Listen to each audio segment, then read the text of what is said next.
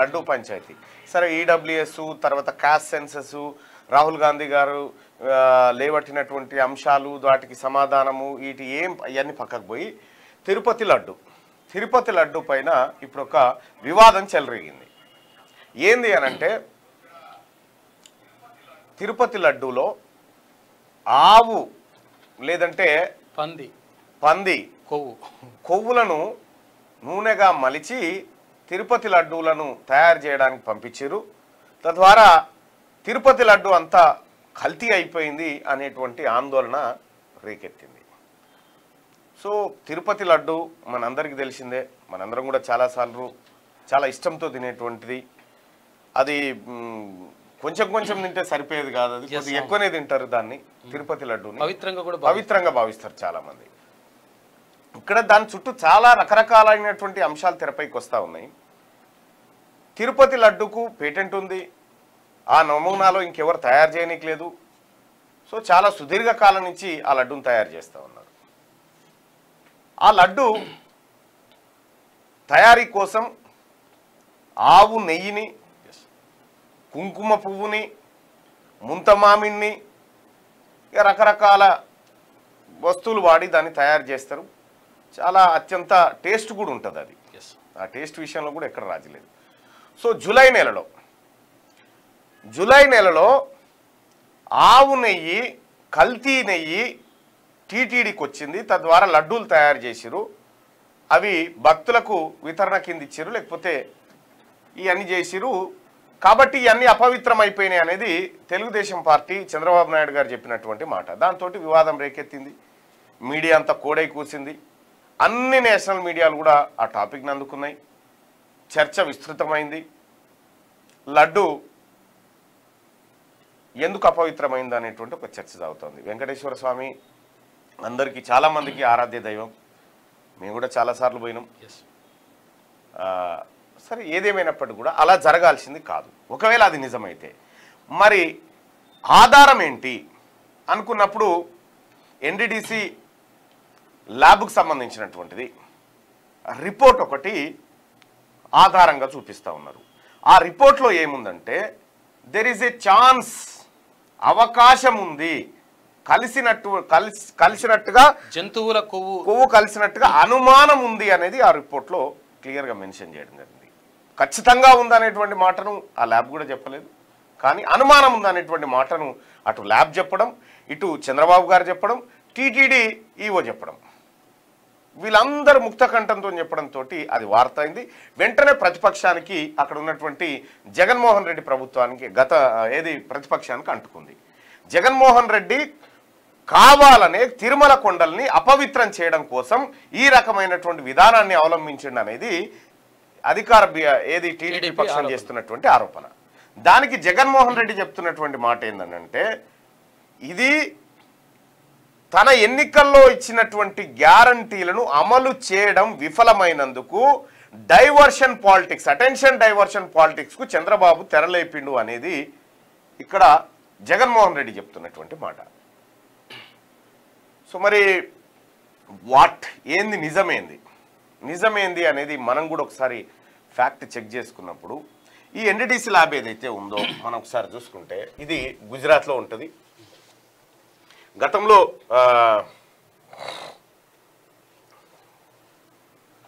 గతంలో ఈ తిరుమల కోసం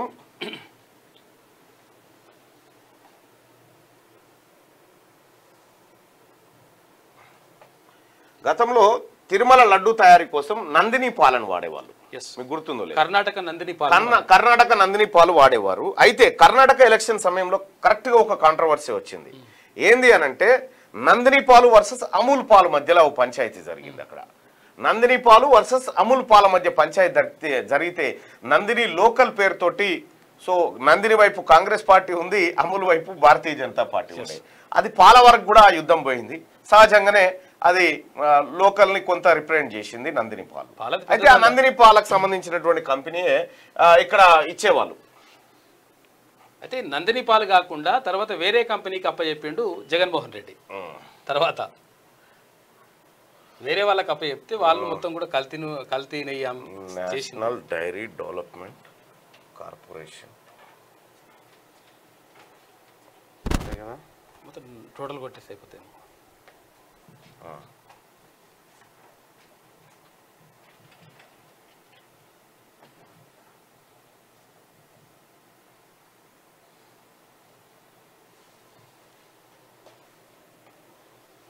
ఎన్ఆర్డిసి నేషనల్ కాదు కదా, అంటుంది డైరీ అని. ఒక నిమిషం ఇప్పుడే పంపిస్తాం. అయితే ఈ నందిని పాలకు సంబంధించినటువంటి వివాదం ఉంది కదా, సరే ఆ తర్వాత జగన్మోహన్ రెడ్డి గారు ముఖ్యమంత్రి అయిన తర్వాత నందిని పాలను తీసేసి ఇక్కడ ఏఆర్ మిల్క్కి సంబంధించినటువంటి డైరీ దగ్గర నుంచి మళ్ళా తీసుకురావడం జరిగింది. అయితే ఈ వివాదానికి అంతటికీ మూల కారణం ఏందనంటే ఎన్డీడీబీ, అదే నేషనల్ డైరీ డెవలప్మెంట్ బోర్డు, ఇది కారణం. ఈ ఎన్డీడీబీ కారణం. వీళ్ళు ఏం చేస్తారంటే చాలా రకాలైనటువంటి కంపెనీల దగ్గర నుంచి పాలను సేకరించి దాని క్వాలిటీ, దాని క్వాంటిటీ, దాని వివరాలన్నింటినీ రిపోర్ట్ రూపంలో అందజేస్తారు. ఇదే అసలైనటువంటి కారణం. అయితే ఎన్డీడీబీ నేను మర్చిపోయాను. అయితే అది ఏం పురుగా చూడు ఒకసారి, ఇది కారణం.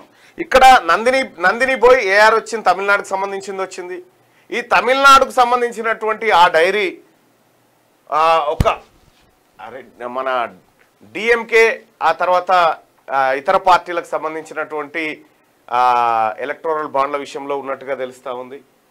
సో ఇది మొత్తానికి ఆ డైరీ మీద కోపమా లేకపోతే నిజంగానే దాంట్లో కలిసిందా అనేటువంటిది విచారణలో తేలాల్సినటువంటి అంశం. కానీ ఇక్కడ ఈ ఎన్డీడీసీ ఏదైతే ఉందో ఇది పవిత్రమైనటువంటి డైరీగా మనం అందరం భావించి పవిత్రంగా వీళ్ళు రిపోర్ట్ ఇవ్వగలుగుతారు అనేటువంటి అంశాలను చాలామంది ఉటంకిస్తూ ఉన్నారు. సో వాస్తవానికి ఈ ఎన్డీడీసీ సంగతి ఏంటంటే ఎన్డీడీసీ పైన కోబ్రా పోస్ట్ ఎప్పుడో దీని కథ అంతా బయటపెట్టింది. 475 కోట్ల అవకతవకలు జరిగినాయి. ఇందులో కొంతమంది గుజరాతీలు చేరి దీన్ని కొల్లగొట్టిరు అనేది దానిపైన కోబ్రా పోస్ట్ ఒక 2019లోనే చేసింది. ఇది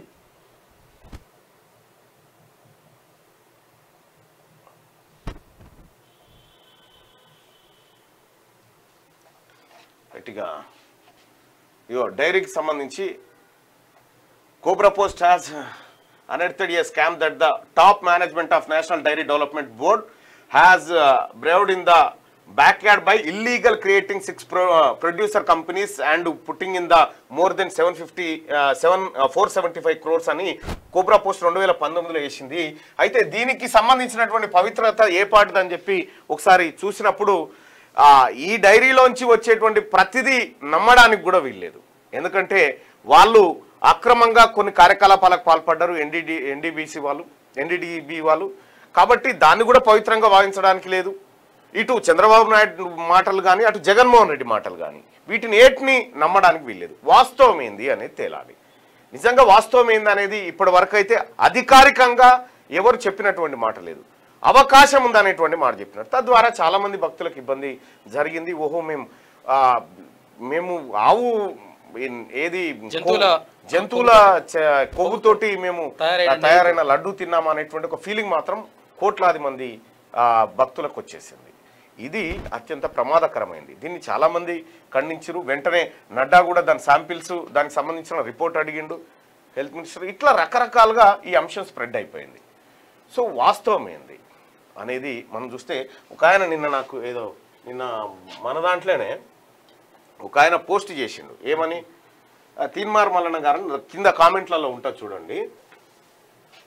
ఆయన ఏం పోస్ట్ చేసిండంటే అటువంటి వాళ్ళ అభిప్రాయాన్ని కూడా మనము చూడాల్సిందే. ఎందుకంటే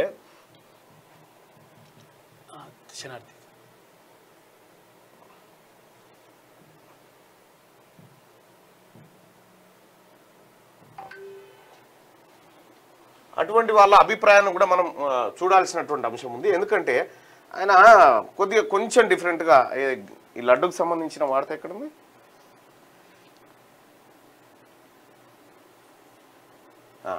ఇదేం ఘోరం గోవింద అనేటువంటి దీంట్లో నేను చూస్తూ ఉన్నప్పుడు పబ్లిక్ ఒపీనియన్ ఏందనేది ఒకసారి చూసినప్పుడు తీన్మార్ మల్లన్న గారికి నమస్కారం. సమస్య ఏమిటంటే నేను గత 2008 నుండి భూమి కాస్తులో ఇది కాదులే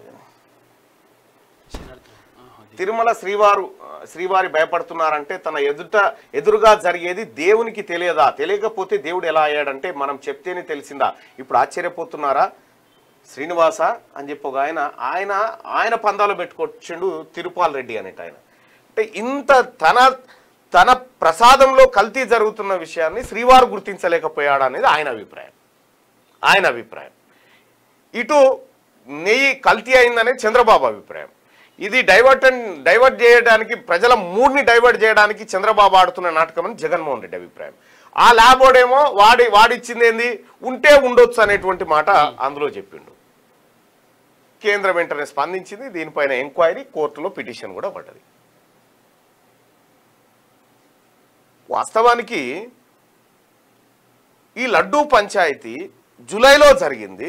జూలైలో వచ్చినటువంటి నెయ్యిని అది బాగలేదని తిరిగి వాపస్ పంపించిరని చెప్పి ఆ డైరీ వాళ్ళు చెప్తా ఉన్నారు. టెస్టింగ్ రిపోర్ట్తో పాటు లారీల్లో పంపిస్తామని చెప్పి చెప్తా ఉన్నారు. మరి ఇక్కడ జూలై పంచాయతీ సెప్టెంబర్లో స్టార్ట్ అయ్యి జూలై, ఆగస్టు, సెప్టెంబర్ 2 నెలలు భక్తులను ఇంతమందిని గందరగోళానికి గురి చేయాల్సినటువంటి అంశం ఎందుకు తెర మీదకి వచ్చింది? దీని వెనకాల ఇంకేమన్నా మతలాబు ఉందా అనేది మనలాంటి వాళ్ళందరం కూడా ఆలోచించి ప్రజలకు చెప్పాల్సినటువంటి అవసరం ఉంది. ఏకంగా బీబీసీ కూడా లైవ్ పెట్టింది తిరుమల లడ్డు విషయంలో. బీబీసీ వాళ్ళు, తెలుగు వాళ్ళు కూడా ఏదో లైవ్ పెట్టి పవిత్రం గురించి మాట్లాడుతూ ఉన్నారు. సరే, ఏదేం మాట్లాడినా వీటి మాటున మరుగున పడేటువంటి అంశాలు ఏమైనా ఉన్నాయా ఒకసారి చూడాల్సినటువంటి అంశం ఉంది. ఎస్, శ్రీనివాసుడు అంటే, తిరుమల శ్రీవారు అంటే అందరూ ఇలవేల్పుగా కోల్చుకుంటారు, చాలామంది ఆరాధ్య దైవంగా కోల్చుకుంటారు. వాళ్ళందరి మనోభావాలు దెబ్బతిన్న మాట వాస్తవం, అది దెబ్బతినకూడదు. కానీ ఎందుకు ఇది ప్రధాన అంశంగా మారింది? జూలై నెలలో ఈ కొత్త ప్రభుత్వం ఎప్పుడు ఏర్పడ్డది? నిన్నటికి 100 days అయింది ఏపీలో. అంటే దాదాపు 3 months అయిపోయింది. 3 months అయిపోయింది. అంటే 3 months అయిపోయిందంటే ఈ ప్రభుత్వమే ఉంది అప్పటికి. ఈ ప్రభుత్వమే ఉంది. సో ఇది కొంచెం ఏదో జరుగుతా ఉంది అనేటువంటి అనుమానం అయితే వస్తా ఉంది బాయ్ సాబ్. దీని వెనకాల ఏదో సంథింగ్ అయితే జరుగుతూ ఉంది. ఉత్తగలేదు. ఇంకా నేను వీలైనంత వరకు ఎంక్వైరీ చేసే ప్రయత్నం చేస్తా. సో తిరుమల లడ్డూకు సంబంధించి ఏది జరిగినా కూడా పవిత్రంగా ఉండాల్సినటువంటి లడ్డు అది ఉండాలి. అది ఎవరు అవునన్నా కాదన్నా అది చంద్రబాబు రాజకీయ అంశమా లేకపోతే జగన్మోహన్ రెడ్డి రాజకీయ అంశమా ఇంకోటి అనేది కాదు. ఈయన వాదన చెప్తున్నాను. మళ్ళా దేవుడే చేప పంది అంటే ఇప్పుడు ఫ్లాక్చర్ మత్స్య అవతారం, కూర్మ అవతారం, తర్వాత వరాహ అవతారం అంటారు కదా. అయినప్పుడు అపవిత్రం ఎట్లయితే ఆయన మీ వాదన, మీ అభిప్రాయాన్ని తెలియజేయడంలో తప్పులేదు. మీ అభిప్రాయాన్ని తెలియజేయడంలో తప్పులేదు.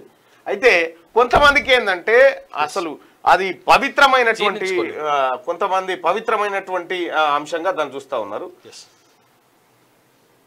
5 yearsలో క్వాలిటీ ఆఫ్ లడ్డు డిక్రీజ్ అయిందని చెప్పి చెప్తా ఉన్నారు. విఎన్ఆర్ డైరీ నకరకల్ దగ్గర ఫేక్ది, ఇది రెడ్డిలదే, దీని గురించి మాట్లాడన్నాను. ఒక్క డైరీ ఏంది, అన్ని డైరీ. ఈ కంట్రీ డిలేట్ అంత డేంజర్ పాలింగ్ కొట్టలేదు, ఏమీ లేదు. చిరంజీవిని అడ్డం పెట్టి సేల్స్ కు దిగిరు. ఇప్పుడు ఏదో యాడ్ వస్తుంది.